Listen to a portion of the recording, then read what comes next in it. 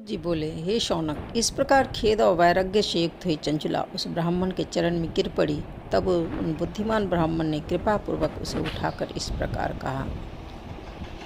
ब्राह्मण बोले, सौभाग्य की बात है, भगवान शंकर की कृपा से शिव पुराण की इस वैराग्य युक्त तथा श्रेष्ठ कथा को सुनकर तुम्हें समय पर चेत हो गया। हे ब्राह्मण पत्नी, तुम डरो मत, भगवान शिव की शरण में जाओ। शिव की कृपा से सारा पाप तत्काल नष्ट हो जाता है। मैं तुमसे भगवान शिव की कृति कथा से युक्त उस परम वस्तु का वर्णन करूंगा, जिससे तुम्हें सदा सुख देने वाली उत्तम गति प्राप्त होगी। शिव की उत्तम कथा सुनने से ही तुम्हारी बुद्धि इस तरह पश्चाताप से युक्त और शुद्ध हो गई है। साथ ही तुम्हारे मन में विषयों के प्रति वैराग्य हो गया है। पश्चाताप ही पाप करने वाले प्राणियों के लिए सबसे बड़ा प्रायश्चित है। सत्पुरुषों के लिए ने सबके लिए पश्चाताप को ही समस्त पापों का शोधक बताया है। पश्चाताप से ही पापों की शुद्धि होती है। जो पश्चाताप करता है वही वास्तव में पापों का प्रायश्चित करता है, क्योंकि सत्पुरुषों ने समस्त पापों की शुद्धि के लिए जैसे प्रायश्चित का उपदेश दिया है, वह सब पश्चाताप से संपन्न हो जाता है।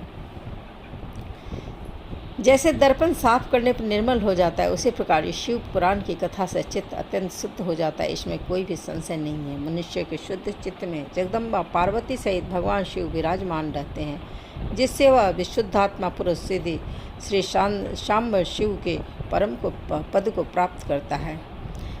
इस प्रकार उत्तम कथा का श्रवण समस्त मनुष्यों के लिए कल्याण का बीज है। अतः यह शास्त्रोक्त मार्ग से इसकी आराधना अथवा सेवा करनी चाहिए। यह कथा श्रवण भवबंधन की रूप का नाश करने वाला है। भगवान शिव की कथा को सुनकर फिर अपने हृदय में उसका मनन अध्ययन करने से पूर्णतया चित्त शुद्धि हो जाती है। हे ब्राह्मण पत्नी, इसलिए तुम विषयों से मन को हटा लो और भक्ति भाव से भगवान शंकर की इस परम कल्याणमयी पावन कथा को सुनो। परमात्मा शंकर की इस कथा को सुनने से तुम्हारा चित्त शुद्ध होगा और मोक्ष की प्राप्ति होगी। यह मैं तुमसे सत्य कहता हूँ। सूत जी बोले, शौनक, इतना कहकर वे श्रेष्ठ शिव भक्त ब्राह्मण मौन हो गए। उनका हृदय करुणा से आर्द्र हो गया था। वे शुद्ध चित्त महात्मा भगवान शिव के ध्यान में मग्न हो गए। तत्पश्चात विदुक की पत्नी चंचला मन ही मन प्रसन्न हो उठी। ब्राह्मण का उक्त उपदेश सुनकर उसके नेत्रों से आनंद के आंसू छलक आए थे। वह ब्राह्मण पत्नी चंचला हर्षित हृदय से उन श्रेष्ठ ब्राह्मण के चरणों में गिर गई और हाथ जोड़कर बोली, मैं कृतार्थ हो गई। तत्पश्चात उठकर वैराग्य युक्त तथा परम बुद्धि वाली वह स्त्री अपने पाप के कारण आतंकित थी उन महान शिव भक्त ब्राह्मण से हाथ जोड़कर गदगद वाणी में कहने लगी,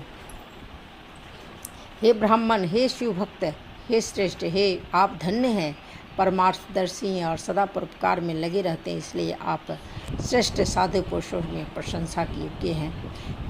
हे साधु, मैं नरक में गिर रही थी, आप मेरा उद्धार कीजिए।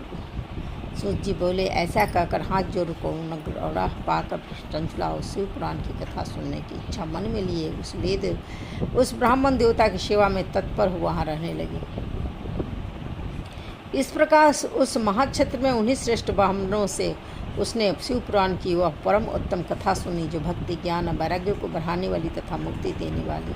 उस परम उत्तम कथा को सुनकर वह ब्राह्मण पत्नी अत्यंत कृतार्थ हो गई। उन सद्गुरु की कृपा से उसका चित्त शीघ्र ही शुद्ध हो गया। भगवान शिव के अनुग्रह से उसके हृदय में शिव के सगुण रूप का चिंतन होने लगा।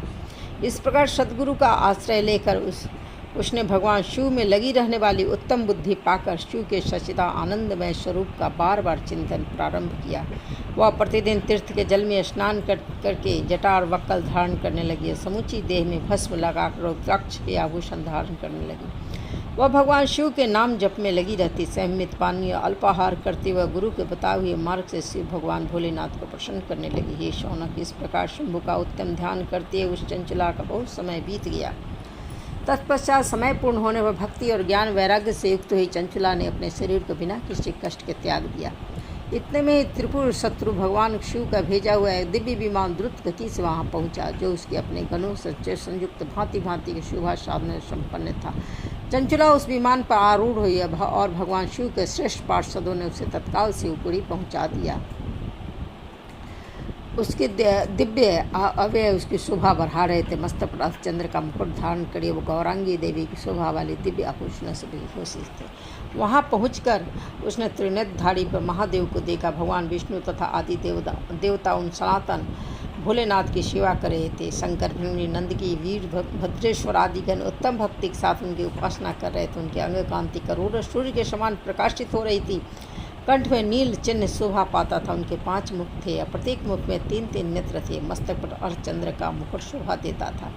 उनके वामांग गौरी देवी को थी, जो विद्युत पुंज के समान प्रज्वलित थी। गौरीपति महादेव की कोटकांति कपूर के समान गौर थी। इस प्रकार परम उज्ज्वल भगवान शंकर का दर्शन कर ब्राह्मण पत्नी चंचला बहुत प्रसन्न हुई।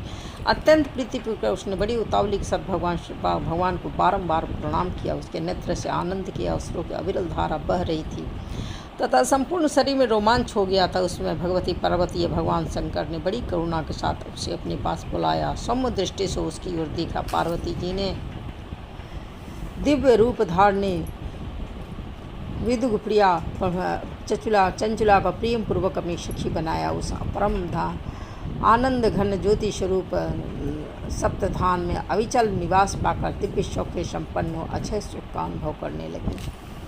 सौनक जी बोले, हे महाभाग सूत जी, आप धन्य हैं। आपकी बुद्धि भगवान शिव में लगी हुई। आपने कृपा पूर्वक शिव भक्ति को बढ़ाने वाला अद्भुत कथा हमें सुना। सूत जी बोले, हे सौनक, एक दिन परमानंद में निमग्न हुई चंचुला ने उमा देवी के जास प्रणाम किया। हाथ जोड़कर उनका स्तुति करनी चंचुला बोली, हे गिरिजानंदिनी, हे स्कंद माता, मनुष्यों ने सदा आपकी सेवा की है। समस्त सुखों को देने वाली हे शंभु प्रिय, हे ब्रह्म स्वरूपिणी, आप विष्णु और ब्रह्मा आदि देवताओं की तरह सिद्ध है। आप ही सगुण और निर्गुण भी हैं। आप ही सूक्ष्म सच्चिदानंद स्वरूपिणी आद्य प्रकृति हैं। आप ही संसार के सृष्टि और पालन संहार करने वाली हैं। तीनों गुणों का आश्रय भी आप ही हैं। ब्रह्मा, विष्णु, महेश्वर, इन तीनों देवताओं का आवास स्थान तथा आपकी उत्तम प्रतिष्ठा करने वाली पराशक्ति भी आप ही हैं।